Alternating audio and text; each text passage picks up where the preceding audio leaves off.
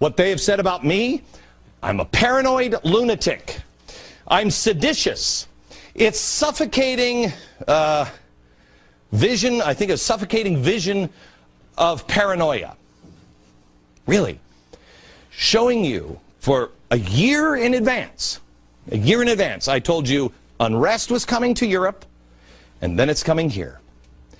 I have shown you now, in the last few months, the actual unrest and violence in the streets of Europe. Again, today in Greece, the union shut down public transportation. Who did I tell you would do that? The unions.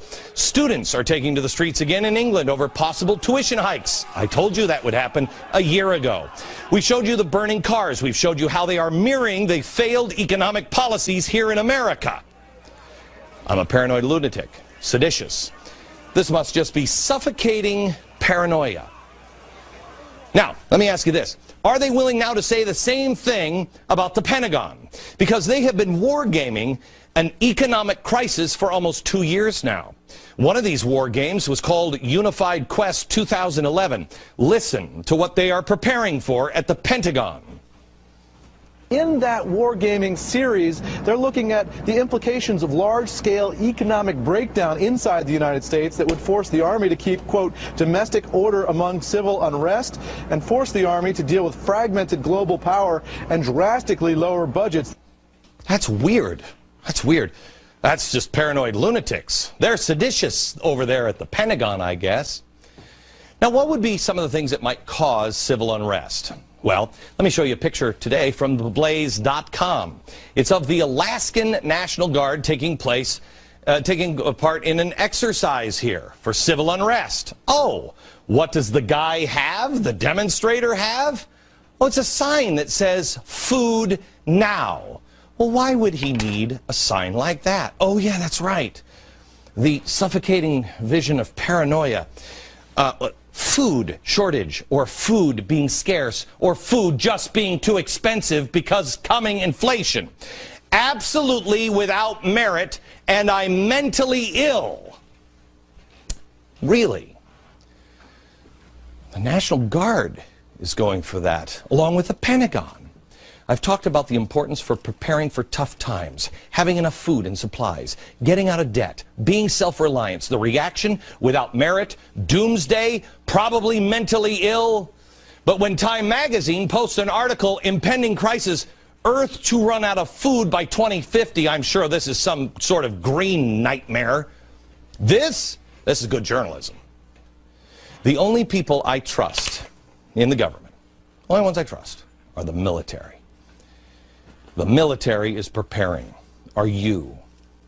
But the military, I believe, are being boxed into a corner by people who actually have their hands on the levers of power. And it is those holding the levers of power that have been creating the conditions to make these scenarios possible. And that goes anywhere from Harry Reid to Obama all the way to the kingmaker himself, George Soros. Not the guy who has a stupid show at 5 p.m. or 2 p.m. Pacific. I mean, who am I up against in the Pacific Coast? The Price is Right? The media will demonize and glorify whom they want. The point of this monologue is, it doesn't matter. It doesn't matter if you're me or Soros or the Pentagon or economic experts. It doesn't matter. We're now all saying the same thing. I've been saying it for 2 years. That should tell you something that they've now joined. Because the next thing on the docket is to control the media and to control food prices. Civil unrest and rising food prices and controlling the media. Oh, December 20th, FCC votes on the internet. If anybody doesn't believe this government is capable of doing these kinds of things, you're out of your mind.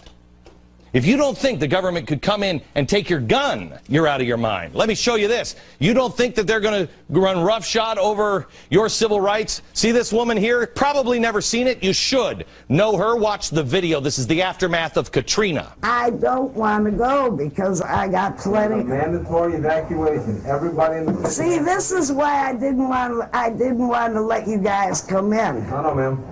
because I wanted her in here, and all you guys come in, and I knew this stop was the tape gonna here. happen. Stop the tape And they here. have to shoot. She doesn't want to let them in. They want to take her gun. A law-abiding citizen. Do they take it? And what happens? Watch. Yeah, they throw her against the wall. You got a gun. Relax, man. Oh, yeah, they took it. A law-abiding citizen. How old is she? 80? She hadn't broken any laws. Her guns were forcibly taken from her. And I know what you're thinking. Oh, well, they'll never do that again. They did it then. Oh, well, they'll never put troops on the ground. Posse comitatus, you know, or rock me Amadeus, or whatever. President won't do that. Well, first of all, right. Second of all, remember the president established a little council of governors? They said it was just to prepare for a national crisis situation.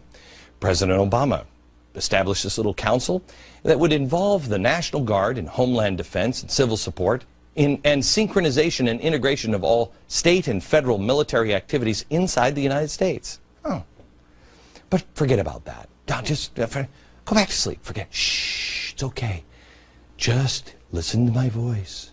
Think of the brilliant, kind-hearted philanthropist George Soros. He says Fox News and Glenn Beck are going to turn into dictators with the Tea Party and all the stupid people. Do not listen to what the evil con artist Glenn Beck says. By the way, back to reality here. The lady in New Orleans, she was robbed at gunpoint.